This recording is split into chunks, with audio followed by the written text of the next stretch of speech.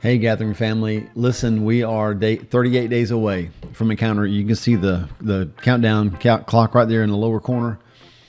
37 days, 19 hours, whatever, something around there. And I'm just sharing some of these revival stories with you. This one really grabbed my attention. I read it to Wendy and said, just listen to how they describe the culture before the Second Great Awakening. And tell me it doesn't sound like what we're experiencing today. This is what historian J. Edwin Orr described the climate to be in 1790, just prior to the Second Great Awakening. In 1790, he writes, America had won its independence, but it had lost something as well. In the wake of the Revolutionary War, French infidelity, deism, and the generally unsettled condition of society had driven the moral and spiritual climate of the colonies to an all-time low. Drunkenness was epidemic. Profanity was of the most vile kind. Bank robberies were a daily occurrence, and for the first time in the history of the American settlement, women were afraid to go out at night for fear of being assaulted.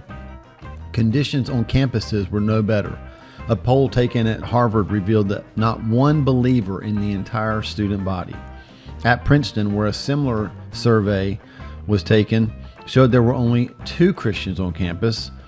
And when the dean opened the chapel Bible to read, a pack of playing cards fell out because someone had taken a knife and cut a rectangle from each page in order to fit the deck.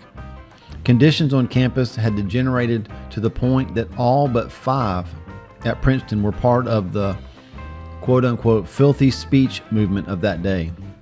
While students there developed the art of obscene conversation, at Williams College they held a mock communion, and at Dartmouth students put on an anti-church play.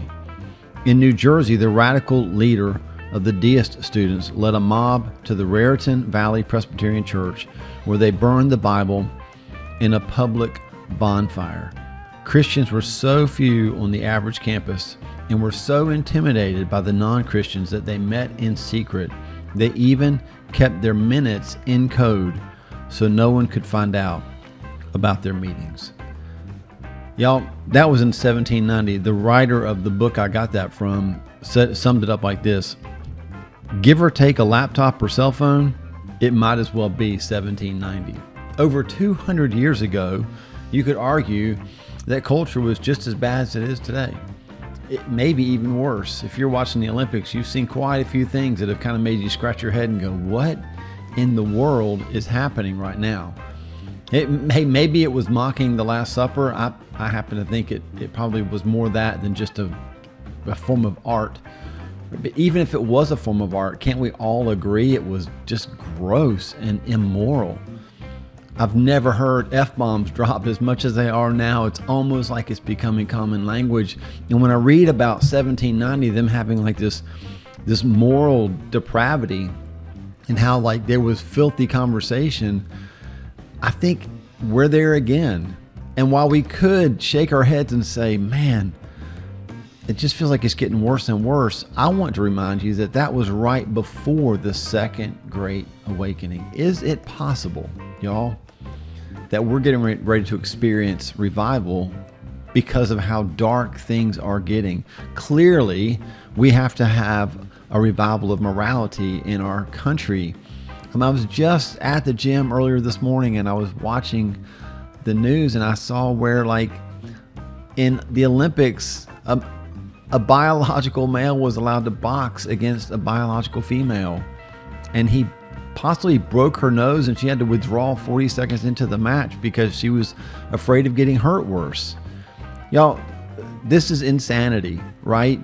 And we can argue all the different finer points and people want to try to do that, but at the end of the day, can we not just agree that in this dark time, man, God wants to break through. He wants to create wildfire, which is why I love this theme, y'all.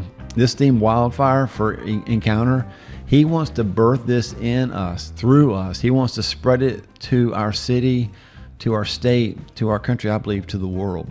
And it's not just here at the gathering, it's all over the world. God is pouring out His Spirit, and I want you to get excited about what He's going to do in our church September 8th, 9th, 10th, and 11th. I'm believing he's going to pour out his Spirit. He's going to ignite a passion in us, a courageous passion. We're not going to be like those Christians we just read about that hide and like do their minutes in code because they're so afraid of being found out. We don't have to hide, y'all. We have the power of God, and he's calling us for such a time as this to believe and pray and stand for truth and revival. And I believe that we're going to see it happen in our country. Keep praying, y'all. We're only 38 days away from an amazing move of God in our church.